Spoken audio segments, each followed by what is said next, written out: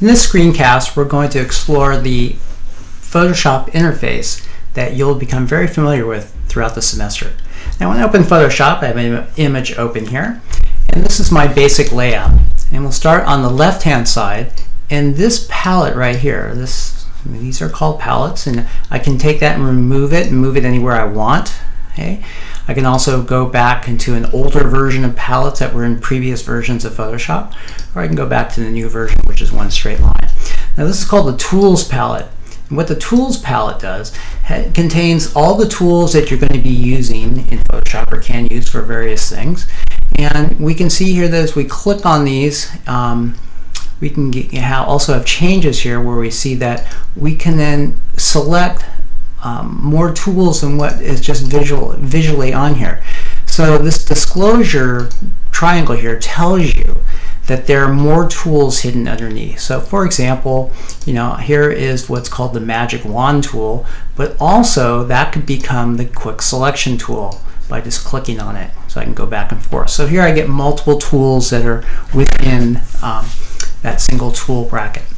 Now, as I change the tools, you'll notice that up top here changes as well. So let me go here and put the crop tool on. You see it changes up here. If I put the eyedropper on, it changes. If I put the lasso tool on, it changes. This is called the options bar, and the options bar allows you to change the parameter of the tool that you're using. Okay, so for example, in brushes, I can go here and put on the paintbrush tool. I can tell Photoshop how big I want that brush to be, or how hard, if I want a hard edge or really soft edge. I can tell it I want to paint or put on just a little bit and have low opacity, or I can crank it up and go 100% so I see the entire change that I made that I want to put on there. So these will change as your tool changes, and again, this is called the options bar. Okay. Moving across here, there's a button you can push here that has a drop-down menu that also has different versions or different setups for how different industries might want to use Photoshop.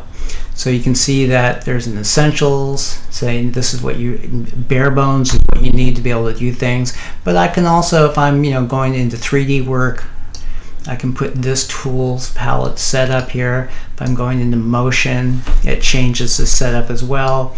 Painting, okay, you can see how everything's changing here. So here's photography, and then finally topography.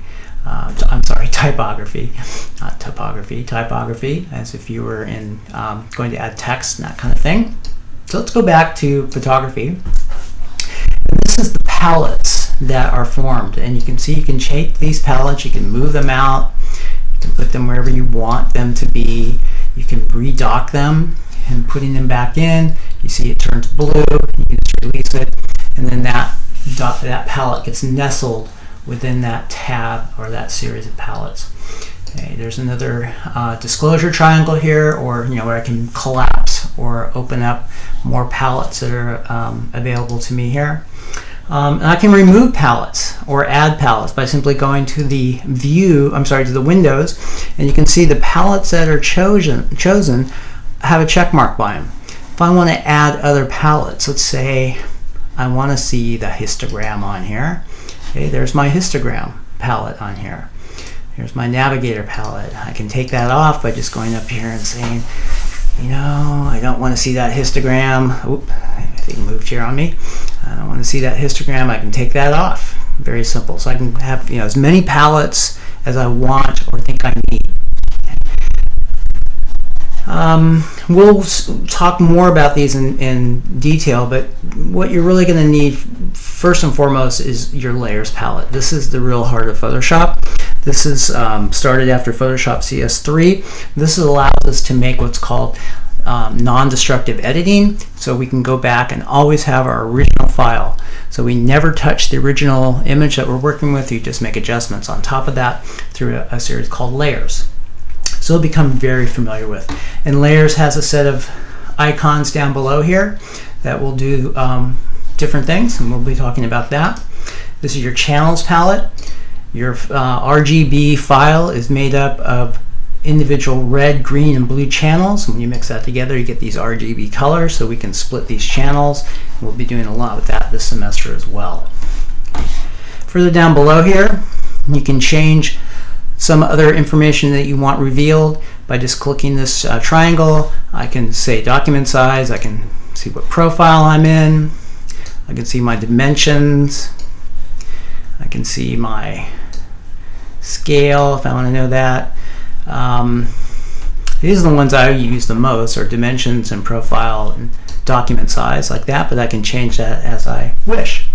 So this is the basic layout of Photoshop, and again, we're going to become very familiar with this throughout the semester. So don't worry if things look a little intimidating right now. In a few weeks, you'll be very comfortable with this setup.